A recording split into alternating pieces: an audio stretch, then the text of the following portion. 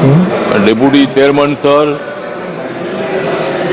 इतनी हो गई है रात, मैं कर रहा हूँ वक्त बिल पर बात। मैं दे रहा हूँ मोदी जी को साथ, मैं दे रहा हूँ मोदी जी को साथ, इसलिए कांग्रेस को मैं दिखा रहा हूँ हाथ।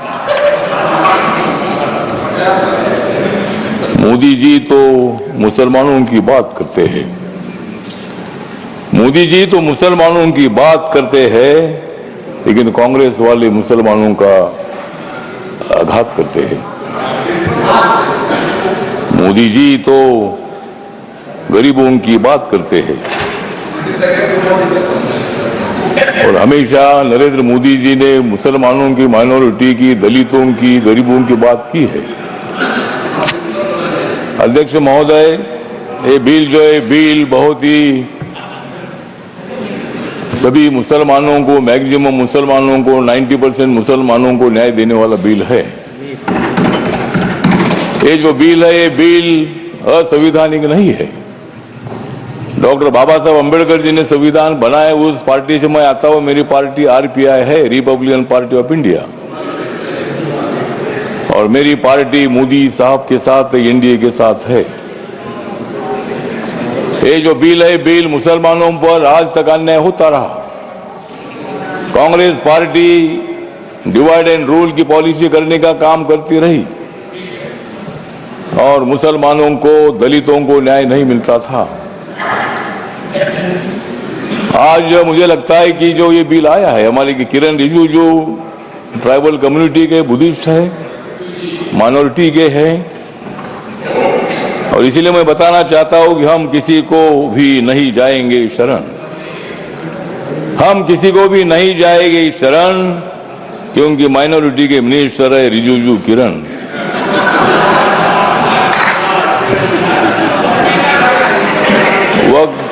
वक्त बिल का हम करते हैं स्मरण, वक्त बिल का हम करते हैं स्मरण, लेकिन अपोजिशन को हम करा देंगे हरण।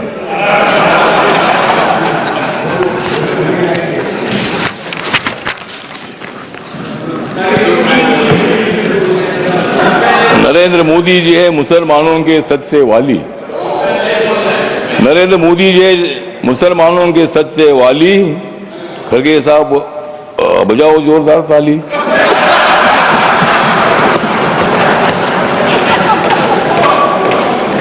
मत दे दो रोज मोदी साहब को गाली, मत दे दो रोज मोदी साहब को गाली, नहीं तो कुर्सी करो खाली। विरोधी दलों की रात हो रही है काली, विरोधी दलों की रात हो रही है काली, नड्डा साहब बजाओ तुम भी ताली।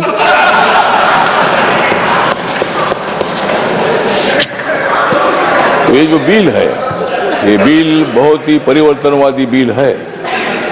ये बिल हिंदू, मुसलमान, सिख, ईसाई, बुद्धिस्ट लोगों को जोड़ने वाला ये बिल है।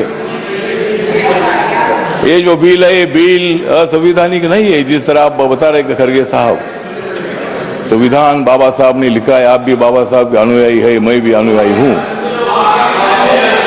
और आप जिस कांग्रेस पार्टी में, खड़गे साहब, जब कर्नाटक में आपको मुख्यमंत्री बनाने का मौका आया था, तब उन्होंने नहीं बनाया आपको, और मुझे भी मंत्री बनाने का मौका आया था, आपने मंत्री नहीं बनाया, मैं इसलिए इधर आया। मैं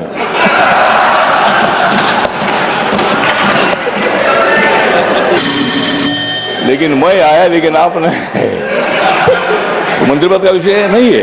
मतलब कांग्रेस पार्टी दलितों की बात तो बदलती है, बात करने का काम नहीं चलेगा। जिस तरह मोदी साहब निर्णय लेते हैं, मोदी साहब सत्ता में आने के बाद उन्होंने बहुत सारा परिवर्तन करने का काम किया है। आप लोग ये मुसलमान के विरोधी करके आपने लोकसभा में वोट लिया, लेकिन अब मुसलमानों का वोट हमारे पास आ रहा है। ये बिल पास होने के बाद सारे मुसलमान हमारे साथ आएगी, आपके साथ कोई नहीं रहेगी। हमारे साथ मुस्लिम समाज आएगा, हमारे साथ दलित समाज आएगा, हमारे साथ सिख समाज आएगा, हमारे साथ क्रिश्चियन समाज आएगा, ओबीसी समाज आएगा, ब्राह्मण समाज आएगा, सब समाज आएगा। हाँ हाँ, उनके पास कुछ नहीं रहेगा, मतलब उनके पास कुछ नहीं रहेगा तो ठीक बात, कुछ ना कुछ उधर भी होना चाहिए। अपोजिशन की हमें आवश्यकता है, कुछ वोट उनको मिलना ही चाहिए, लेकिन मैक्सिमम वोट हमको मिलेगा। और ये बिल पास होने के बाद नरेंद्र मोदी जी चौथी बार देश के प्रधानमंत्री बनेंगे, और नरेंद्र मोदी जी बनेंगे तो मैं भी बनूंगा।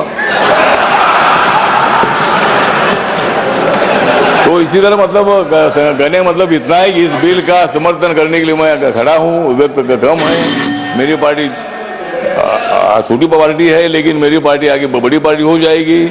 लेकिन अभी मैं अकेला मेंबर हूँ, लेकिन मैं जो मेरी पार्टी है, ये पार्टी बिल का समर्थन करती है, और ये बिल लोकसभा में पास हुआ है, ये राज्यसभा में भी पास हो जाएगा, और हम मुसलमानों का कल्याण करने के लिए हम आगे बढ़ते रहेंगे। इतना ही मैं बात करता हूँ। धन्यवाद। नमस्कार, प्रणाम। लेकिन जय हिंद दोस्तों, जैसा कि वीडियो में देखा, आपको ये वीडियो बहुत ज़्यादा पसंद आई होगी। और जो लोग संसद की गर्मा गर्म बहस से जो परेशान हो जाते हैं, जिस तरीके से भरी गर्मी में ताज़ा हवा का झोंका कितनी राहत देता है, उसी तरीके से जब संसद में गर्मा गर्म बहस चल रही होती है और माहौल गर्मी का रहता है, ऐसे में एक हमारे सांसद है रामजी अठावले जी, जो कि अपनी कविताओं से उन पार्लियामेंट में जो गर्मा गर्म बहस है उनको एक हास्य बहस में बदल देते हैं। और जिस तरीके से सभी सांसद रामजी अठावले की